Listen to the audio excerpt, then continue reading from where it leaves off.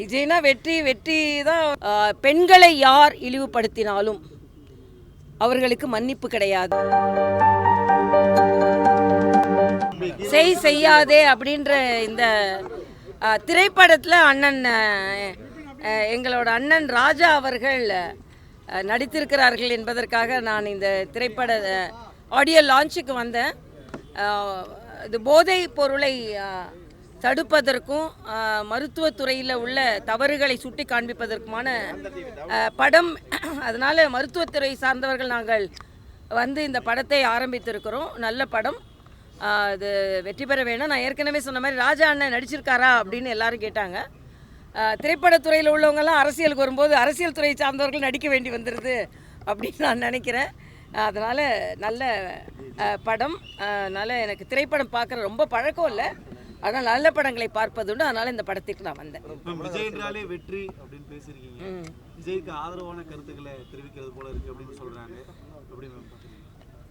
விஜய்னா வெற்றி வெற்றி தான் அவர் அடைந்து விட்டார். அதனால் எங்களுக்கு மோடினாலும் வெற்றி தான்.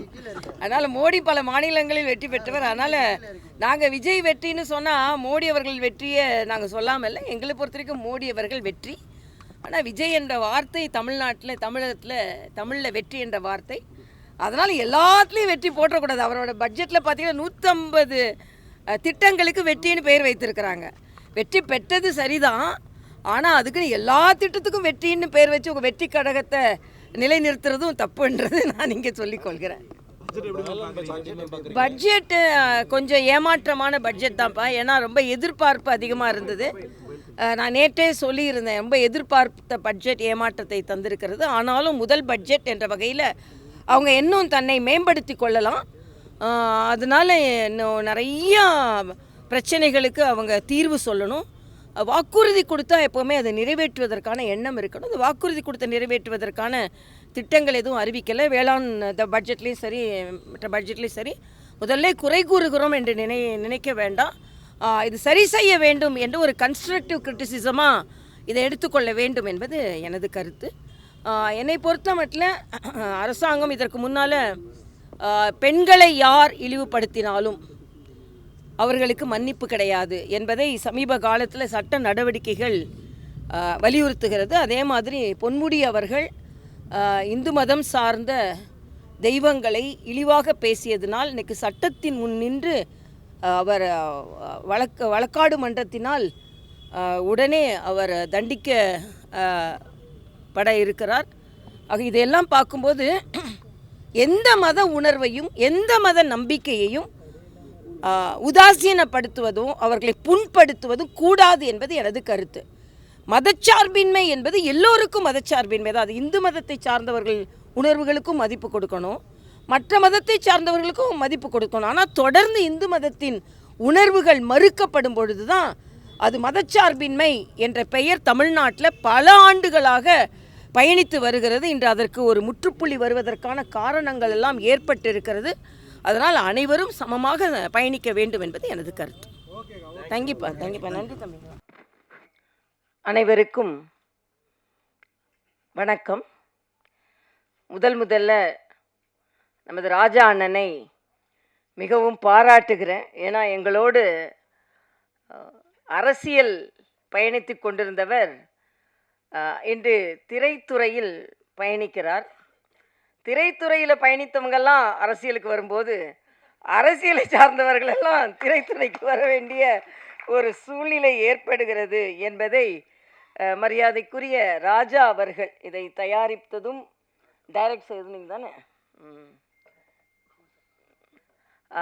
இப்போ எங்கள் கணவர் டாக்டர் சவுந்தரராஜன் பேசிட்டு என்கிட்ட சொன்னாங்க, அவரை பற்றி தனியாக சொல்லணும்னு நினச்சிருந்தேன், ஆனால் எப்போவுமே மனதிற்கு நெருக்கமானவங்களை ஸ்பெஷலாக சொல்லணும்னு நினச்சிருந்தேன், நான் மறந்துட்டேன் அப்படின்னாங்க. அதனால் அவங்களுக்கும் சேர்த்து உங்களுக்கு எனது வணக்கத்தை தெரிவித்துக் கொள்கிறேன். தர்மர் அவர்களை பற்றி சொன்னீங்க, அவர் தான் எனக்கு பொன்னாடை போர்த்தினார். அவரை பற்றி சொல்லும் பொழுது மதுரையில் தான் அதிகமாக முழுசாக எடுத்தது. என்னை நேற்று ஒரு 2 நாட்களுக்கு முன்னால் தான் என்னை தொடர்பு கொண்டார்கள். ரொம்ப நாளாக அவங்கள தொடர்பு கொள்ளணும்னு நினைத்து கொண்டிருந்தேன், ஆனால் ஏதோ விடுபட்டு போச்சு அப்படின்னு சொன்னாங்க. இதில் மதுரையில் தான் இதில் படம் முழுவதுமாக எடுக்கப்பட்டு இருக்கிறது என்றால் மதுரைக்கு எனக்கும் அதிக தொடர்புண்டு. எனது தந்தை குமரி அனந்தன் அவர்கள் எனக்கு பெயர் வைத்ததே மதுரை மீனாட்சி அம்மன் கோயிலில் தான். அதுலேயும் என்னென்னா சாக்லேட் கொடுக்கக்கூடாதுன்றதுக்காக மா பலா வாழை முக்கனியையும் வெட்டி ஒரு பாத்திரத்தில் போட்டு அதில் தேன் கலந்து கொடுத்தாங்களாம். ஆக அப்படி ஏன்னா சாக்லேட் கொடுக்கக்கூடாது, ஏன்னா எங்கள் அப்பா எல்லாரோட விதேசி இல்லை சுதேசியாக தான் எல்லோரும் இருக்கணும் அப்படின்னு அடிக்கடி சொல்கிறதுனால, ஆக மதுரைக்குள்ள எடுத்த படம் என்பதனால் எப்படியோ நான் வந்து இணைந்து கொண்டேன் என்று நான் நினைக்கிறேன். அதே மாதிரி இந்த நிகழ்ச்சிக்கு தம்பி வந்து தம்பி பேர் என்னப்பா? குரு விஜய். குரு விஜய். விஜய்னாலே திரைப்படத்துறையில் வெற்றி பெற முடியும். அதனால் குரு விஜய் நிச்சயமாக வெற்றி பெறுவார். அவருக்கு எனது வாழ்த்துக்களை தெரிவித்துக் கொள்கிறேன். ஏன்னா ஒரு இளைய வயது ஹீரோ, அவர் அறிமுகமாகி இருக்கிறார். அவருக்கு எனது வணக்கம். அதே மாதிரி இங்கே சகோதரி சுமதி அவர்கள், அவங்கெல்லாம் நடிச்சிருக்காங்கன்னு எனக்கு தெரியவே தெரியாது. தர்ஷினி அவர்கள், வாசு அவர்கள், அது மாதிரி ராஜா முகமது அவர்கள், வர்ஷா அவர்கள், கமலக்கண்ணன் அவர்கள், ரவி அவர்கள், எண்ணூர் ரவி அவர்கள், கேமராமேன் வாசு அவர்கள், 5 ஸ்டார் கதிரேசன் அவர்கள், பாலாஜி அவர்கள் மற்றும் அனைவரும் ஏறக்குறைய எனக்கு யாரெல்லாம் பேர் சொன்னாங்களோ அவங்களெல்லாம் மனதில் வைத்துக்கொண்டு, உங்கள் பேர் என்னங்க? ராஜா சொல்லிட்டேன். ராஜா முகமது அவர்கள் தான் எடிட்டர்னு கேள்விப்பட்டேன். எல்லாவற்றிற்கும் மேலாக இங்கே நிறைய ராஜா இருக்காங்க. அண்ணன் ராஜா, ப்ரொடியூசர் ராஜா, டைரக்டர் ராஜா, ராஜா முகமது, சவுண்ட் இன்ஜினியர் ராஜா, சவுந்தர் ராஜா, அதை மறக்கக்கூடாதுல்ல நான். அதனால் எல்லோரும் இங்கே அமர்ந்திருப்பதற்கு எனது நன்றி. உண்மையிலேயே எனக்கு இங்கே கமலக்கண்ணன் அவர்கள் பேசும்போது ஒன்று சொன்னீங்க. பிஆர் ராஜா, நன்றி. அப்போ கமலக்கண்ணன் அவர்கள் ஒன்று சொன்னாங்க, அனுபவ ரீதியாக அவர் சொன்னதுன்னு நினைக்கிறேன். விளம்பரம் செய்யுங்கள். எவ்வளவுதான் நல்ல, எங்கள் அப்பா அடிக்கடி சொல்லுவாங்க, கல் உட்கார்ந்த இடத்துல விற்றுருது, மோரை குவி தான் விற்கணும் அப்படின்னு. ஆக மோர் வந்து இப்போ அதுவும் நம்ம டாஸ்மாகை பற்றி இப்போ கேட்கவே வேண்டாம், உட்கார்ந்த இடத்துல விற்கிது. இனிமேல் ஆன்லைனில் வேறு வரப்போகுதான். ஆனால் அதிக விளம்பரம் வரணுன்றதுக்கு ஒரு சின்ன கதை நான் சொல்லுவேன். ஒரு விவசாயி இருந்தார். அவருக்கு வந்து ரொம்ப வறுமையில் வாடிக்கொண்டிருந்தார். இந்த நிலத்தை எப்படியாவது விற்றாதான் நம்ம பிழைக்க முடியும்னு ஒரு சூழ்நிலையில் வந்தார். ஒரு விளம்பரம் எழுதுகிற, நம்ம பத்திரிகை தம்பிங்கெல்லாம் இங்கே நிறைய பேர் வந்திருக்கீங்க, விளம்பரதாரர்களும் நிறையா இருப்பீங்க. ஆக விளம்பரம் எழுதுவதற்கு கூப்பிட்டு ஒரு விளம்பரம் எழுதி கொடுத்தம்பி, இந்த நிலத்தை விற்கலைன்னா என்னால் பிழைக்கவே முடியாது போல இருக்கு அப்படின்னு சொல்லுவார். உடனே விளம்பரம் எழுதுவார் அந்த தம்பி. ரொம்ப விளம்பரம் எழுதுறதுல ரொம்ப பிரபலமானவர். அதனால என்ன எழுதுவார்னா, ஒரு காணி நிலம் இருக்கிறது. இந்த நிலம் ரயில்வே ஸ்டேஷனுக்கு பக்கத்தில் இருக்கிறது. ரயில்வே ஸ்டேஷன் பக்கம்னா ஒரு எப்படியும் ஒரு 50 கிலோமீட்டர் இருக்கும். அதான் ரயில்வே ஸ்டேஷன் பக்கம். அது பக்கத்தில் ஒரு ஸ்கூல் இருக்குதுன்னு எழுதுகிறோம். அது எப்படி 25 கிலோமீட்டர் இருக்கும். பக்கத்தில் ஸ்கூல் இருக்குது, பக்கத்தில் மார்க்கெட் இருக்குது, ஈசான மூலையில் ஒரு கிணறு இருக்குது, ஒரு 2 நல்ல மாமரம் இருக்குது, நல்ல மாம்பழம் பழுக்கக்கூடிய மாமரம் இருக்குது, ஒரு தென்னை மரம் இருக்குது, 2 கொய்யா மரம் இருக்குது. ஆக இப்படிப்பட்ட நிலம் விற்பனைக்கு அப்படின்னு சொல்லி எழுதிட்டு அதை அந்த விவசாயிகிட்ட காண்பிச்சுட்டு, இந்த கட்டணம் கொடுங்கய்யா அப்படின்னு கேட்பார். அந்த விளம்பரத்தை படிச்சுட்டு அந்த விவசாயி சொல்வார், நான் இந்த நிலத்தை விற்க போகிறதில்ல அப்படிம்பார். உடனே இந்த விளம்பரம் எழுதின தம்பிக்கு கோபம் வரும். இப்போ ஒரு 10 நிமிஷத்துக்கு முன்னால் தான் இந்த நிலத்தை விற்கலாம் நான் பிழைக்கவே முடியாதுன்னு சொன்னீங்க, அதனால் நான் உங்களுக்கு விளம்பரம் எழுதி கொடுத்துட்டு இப்போ 10 நிமிஷத்தில் மனசை மாற்றினா எப்படி விளம்பரம் கட்டணம் கொடுக்க மாட்டேன், விளம்பரம் செய்ய போகிறதில்லன்னு சொல்கிறீங்கன்னு சொன்ன உடனே அந்த விவசாயி சொல்வார், ஏன் நிலத்தில் இவ்வளவு நல்லது இருக்குன்னு எனக்கே தெரியாது. நீ விளம்பரம் எழுதின உடனே இந்த நிலத்தை நான் ஏன் விற்கணும்னு நினச்சாரு, அதனால் நான் இந்த நிலத்தை விற்க போகிறதில்லை. இதுதான் விளம்பரத்தின் ஒரு அருமை. ஆக இதை எடுத்து சொல்லி சொன்ன உடனே இந்த நிலத்தை போய் நான் ஏன் விற்கணும், இவ்வளவு நல்லது இருக்கா ஏன் நிலத்துலன்னு எனக்கே தெரியாது, விளம்பரம் எழுதின பிறந்தான் எனக்கு தெரியுது அப்படின்னு சொன்னதை மாதிரி நிச்சயமாக விளம்பரப்படுத்த வேண்டும். ரொம்ப நல்லதெல்லாம் நடந்திருக்கு. ஏன்னா நானும் என் ஹஸ்பண்டும் என்ன சென்ஸ் பண்ணுறோன்னா, இது ஒரு மெடிக்கல் சப்ஜெக்ட். அதனால தான் டாக்டர் சவுந்தரராஜன் எங்கேயுமே வரமாட்டாங்க, அவங்களுக்கு பேஷண்ட்ஸ் தான் முக்கியம். ஆனால் நெடுநாள் கழித்து இங்கே வந்திருக்காங்கன்னா அது அண்ணன் ராஜாக்காகவும் டைரக்டர் தயாரிப்பாளர் ராஜாக்காகவும் 2 ராஜாக்காகவும் அந்த ராஜா வந்தாருன்னு நான் சொல்லுவேன். ஏன்னா அவங்க சாதாரணமாக பேஷண்ட்ஸை பார்க்குறதுல தான் அவங்க அதிக கவனம் செலுத்துவாங்க. அதுவும் நான் அடிக்கடி சொல்லுவேன், கிட்னிஸ்லாம் வந்து ரொம்ப ஆரவாரம் இல்லாத, இப்போ எனக்கு நேர் ஆப்போசிட்டு டாக்டர். ஹார்ட்டுனா படப்படப்படன்னு அடிச்சுக்கிட்டு இருக்கோம், கிட்னி அமைதியாக வேலை செஞ்சிட்ருக்கோம். அது மாதிரி அமைதியாக பல நோயாளிகளை காப்பாற்றியவர்கள் அவர்கள். அதனால் இங்கே அவர் இந்த ராஜா அவர்கள் 2 ராஜா வர்றதுனால இங்கே வரணும்னு நான் நினச்சேன். ஆனால் அது மெடிக்கல் சப்ஜெக்ட்டுன்ன உடனே அவங்களுக்கும் மகிழ்ச்சி, எனக்கும் மகிழ்ச்சி. ஏன்னா நான் அடிக்கடி ஒன்று சொல்வதுண்டு. இந்த டிமானிட்டைசேஷன் நம்ம பிரதமர் அவர்கள் அறிமுகப்படுத்தினாங்க. உடனே சில அரசியல்வாதிகள் அண்ணன் சீமான்கிட்ட கேட்டாங்க, இதெல்லாம் இப்படிலாம் எனக்கு சாப்பிடக்கூட காசு இல்லை, இப்படிலாம் பண்ணால் எப்படி அப்படின்னு. அண்ணன் திருமாவளவன்கிட்ட கேட்கும்போது, இதெல்லாம் எப்படி, நான் நாளைக்கு கூட எனக்கு சாப்பிட்றதுக்கு காசு இல்லை, நான் என்ன பண்ண போகிறேன் அப்படின்னு நிறைய கருத்துக்கள் சொல்லியிருந்தாங்க. என்கிட்ட வந்து கேட்டாங்க. ஆனால் நான் சொன்னேன், எனக்கு ஒன்றும் பிரச்சனை இல்லையே அப்படின்னு. உங்களுக்கு பிரச்சனை இல்லையா, அப்போ உங்களுக்குலாம் முதல்ல தெரியுமா அப்படின்னாங்க. நான் உங்களுக்கு எல்லாத்துக்கும் 8ஆம் தேதி தெரிய மாதிரி தான் எங்களுக்கும் தெரியும். ஆனால் என்னன்னா, என்னோட கோட்டும் ஒயிட்டு, என் நோட்டும் ஒயிட்டு. அதனால் எனக்கு பிரச்சனையே இல்லை. எனக்கு எங்கள் டாக்டருக்கு பிரச்சனை. எங்கிட்ட இருக்கிற கொஞ்சம் நெஞ்ச காசும் நாங்கள் ஒயிட் கோட்டில் சம்பாதிச்சதுன்னு. அதே மாதிரி தான் ராஜா அவர்கள் இங்கே வந்து பணத்தை போட்டிருக்கிறாரு. அவரும் ஒயிட் கோட்டில் சம்பாதிச்ச ஒயிட் நோட்டு. அதனால் எல்லோரும் படத்தை அவர் கமலக்கண்ணன் அவர்கள் சொன்னதை மாதிரி முழுவதுமாக தியேட்டரில் போய் உட்கார்ந்து பார்க்க வேண்டும். செல்லில் பார்த்துட்டு சென்று விடாதீர்கள் என்பது எனது கோரிக்கையாகவும் இருக்கிறது. இன்னும் சொல்லப்போனால் இதில் வந்து மருத்துவத்துறையில் நான் பெருமையாக இந்த இடத்திற்கு வந்து நின்று சொல்கிறேன். கரோனா காலத்தில் பிபிஇ கிட் போட்டு நான் தான் முதல்ல போனேன்னு அன்றைய முதல்வர்லாம் சொல்லி கொண்டு இருந்தாங்க. இல்லை, முதலில் நிர்வாகத்தில் இருந்து மருத்துவர்களுக்கு உதவி செய்ய வேண்டும் என்று பாதுகாப்பு அதிகாரிகள் அனைவரும் வேண்டாம் என்று சொன்ன பின்பும் பிபிஇ கிட் போட்டு அங்கே மருத்துவமனைக்கு நுழைந்த முதல் நிர்வாகத்தை சார்ந்தவள் நான் என்று நான் உங்களோடு பெருமையாக தெரிவித்துக் கொள்கிறேன். ஏன்னா கரோனா நேரம் அவ்வளவு கொடுமையான காலமாக இருந்தது.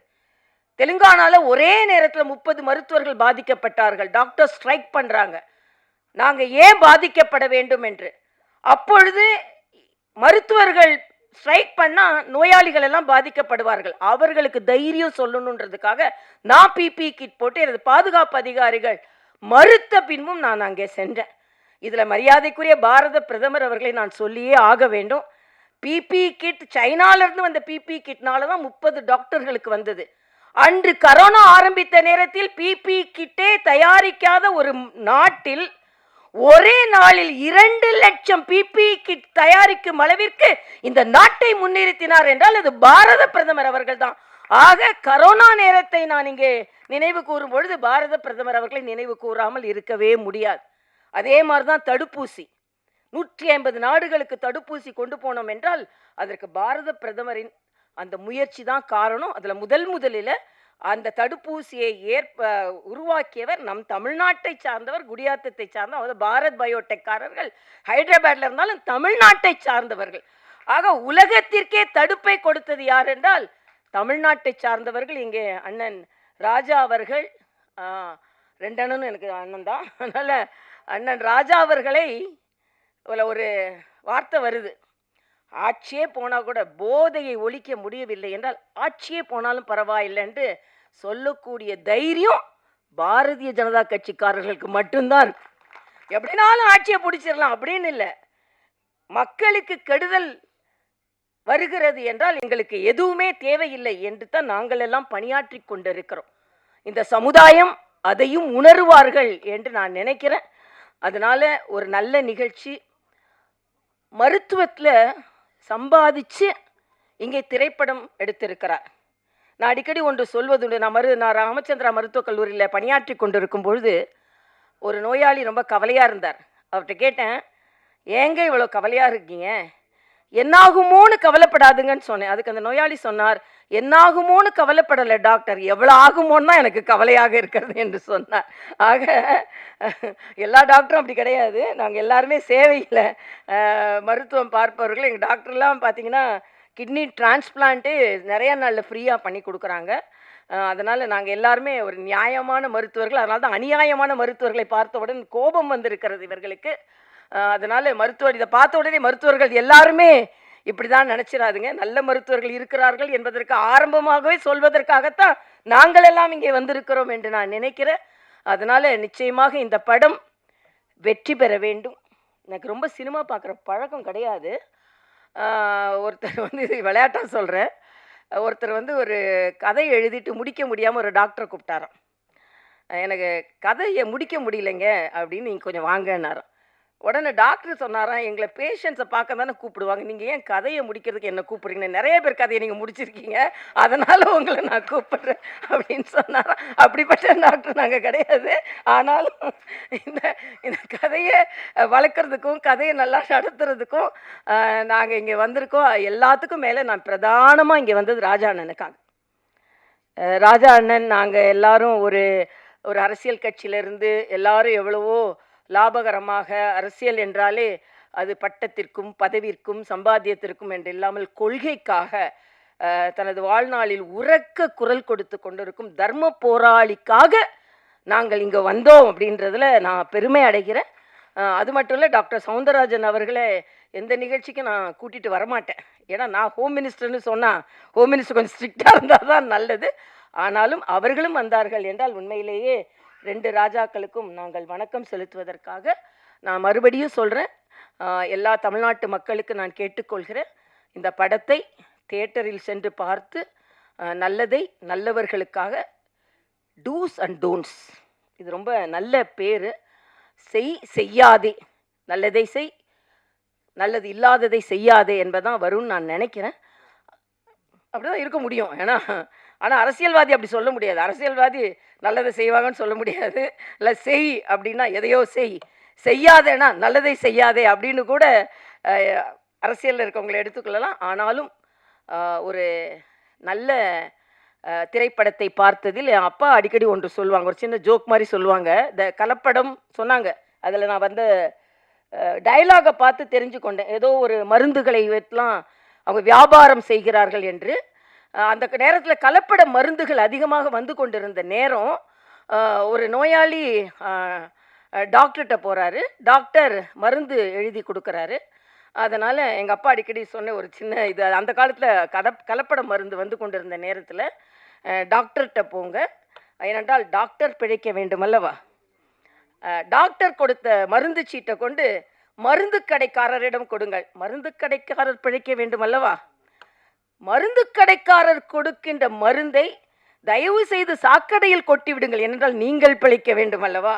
அது மாதிரி போலிகளை பார்த்தெல்லாம் நாம் ரொம்ப எச்சரிக்கையாக இருக்க வேண்டிய காலத்தில் உண்மையானவர்கள் மேடையில் அமர்ந்திருக்கிறீர்கள். உங்கள் முயற்சி முற்றிலும் வாழ்த்துக்களை நான் தெரிவித்துக் கொள்கிறேன். ஒவ்வொருவரும் முயற்சி, எப்படி மருத்துவர்கள் ஒரு அறுவை சிகிச்சை செய்யும் பொழுது அதில் ஸ்டாஃப் நர்ஸ், மயக்க மருந்து நிபுணர், ward boy, ward technician, doctors, anaesthesiologist, surgeon எல்லாரும் சேர்ந்து ஒரு நோயாளியை பிழைக்க வைப்பதை போல இங்கே தயாரிப்பாளர், டைரக்டர், எடிட்டர், அதே மாதிரி எல்லாரும், பிஆர்ஓ, லைட் பாய், அது மாதிரி எல்லாரும், நிறைய எனக்கு டெக்னிக்கலாக சொல்ல தெரியல, அவங்க எல்லாரும் சேர்ந்து தான் ஒரு நோயாளியை பிழைக்க வைப்பதை போல ஒரு திரைப்படத்தை உருவாக்குகிறார்கள். அந்த திரைப்படத்தை எல்லோரும் பார்த்து மகிழ்ந்து உங்களுக்கும் லாபமாக இருக்கணும், அவங்களுக்கும் லாபமாக இருக்கணும்னு சொல்லி உங்களிடம் வாழ்த்தி விரைவிடுகிறேன்.